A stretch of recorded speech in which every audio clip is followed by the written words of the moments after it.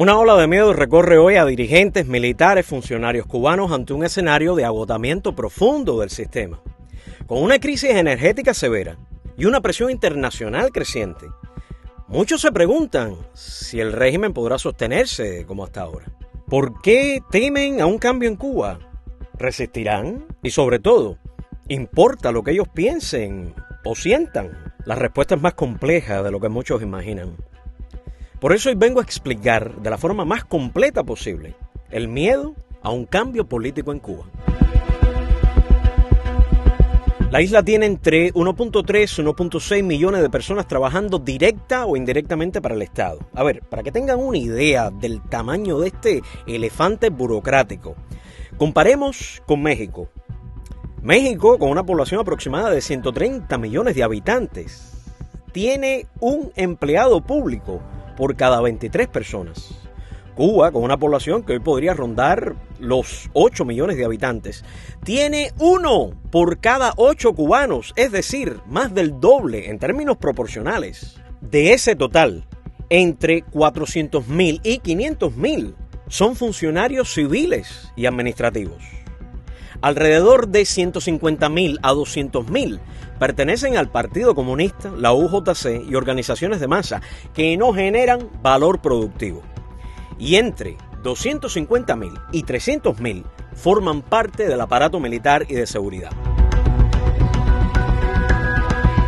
Si Cuba transitara hacia un sistema democrático con estándares comparables a países democráticos, el tamaño del aparato estatal administrativo se reduciría a entre el 1 y el 3% de la población total. Eso significaría pasar de más de 1 millón de personas a entre 120.000 y 240.000 funcionarios, únicamente los necesarios para hacer funcionar un Estado moderno. Y aquí aparece el primer miedo: desplazamiento. ¿Y ahora qué me hago yo? Este miedo incluye perder el trabajo, el ingreso, la protección, el estatus, quedar expuesto en un nuevo sistema, temor a la rendición de cuentas y a la justicia. No es un miedo moral, es un miedo existencial, quedar a la intemperie en un país distinto. El segundo miedo es la desposesión.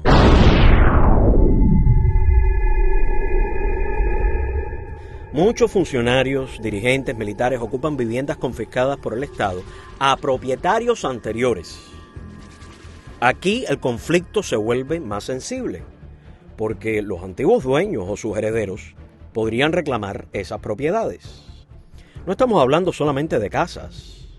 Hablamos de seguridad material, privilegios, acceso diferencial a bienes y estabilidad familiar.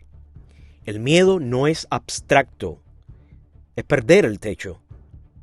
Y finalmente, el miedo más profundo y poderoso de todos: desprogramación.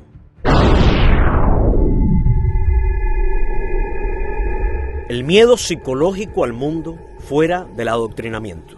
Miedo a todo lo que durante décadas se les enseñó sobre el capitalismo, la democracia y el pasado de Cuba. El efecto acumulado de una propaganda constante. Hay una etapa de la historia cubana que el régimen distorsionó hasta tal punto que gran parte del pueblo, cuando piensa en ella, siente rechazo automático. Los años previos a 1959, cuando Batista estaba en el poder. Todo lo negativo de esa etapa fue amplificado hasta crear una caricatura, que recuperar la democracia equivale a regresar a los años 50, que el capitalismo es sinónimo de mafia, prostitución, drogas, inseguridad, abuso y ausencia de justicia. Y aquí está la ironía. Esa caricatura se parece mucho a la Cuba actual.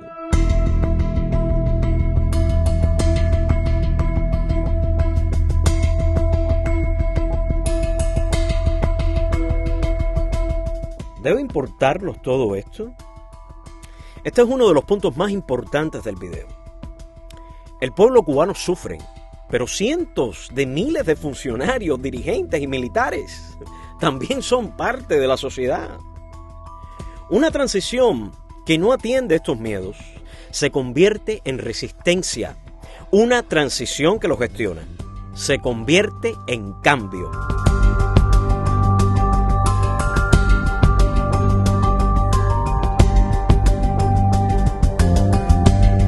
Y la buena noticia es que existen soluciones. Todo esto ya ocurrió cuando colapsó la Unión Soviética.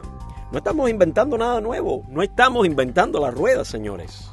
Cuando los países del bloque socialista transitaron hacia sistemas democráticos o mixtos, no hubo despidos masivos de un día para otro. En países como Polonia, la República Checa o Hungría, la mayoría de los exfuncionarios pasaron al sector privado, comercio, servicios, pequeñas y medianas empresas, administración privada.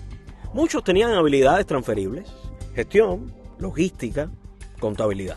En los países bálticos, estamos hablando de Estonia, Letonia y Lituania, el nuevo Estado mantuvo solo a los técnicos necesarios, personal capacitado y funcionarios sin historial represivo.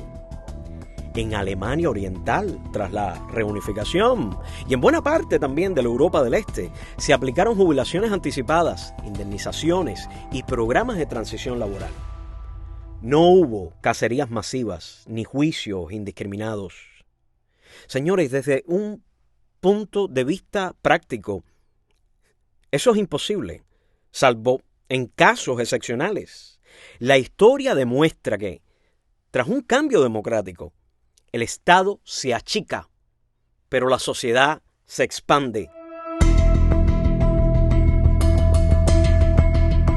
Las transiciones exitosas casi nunca devuelven la misma casa a la misma persona. Tras la reunificación alemana, millones de propietarios habían sido expropiados y se aplicó un principio claro: compensación antes que restitución física. El ocupante no fue desalojado. El antiguo propietario recibió compensación financiera, bonos del Estado o restitución solo si la vivienda estaba vacía. Como resume una frase clave: las transiciones exitosas no devuelven casas, devuelven derechos. La justicia no consiste en cambiar a un despojado por otro. Y finalmente, la solución al último de los miedos. La democracia no es regresar a los años 50. Es construir algo que nunca ha existido en Cuba. Ese miedo no se revierte con discursos.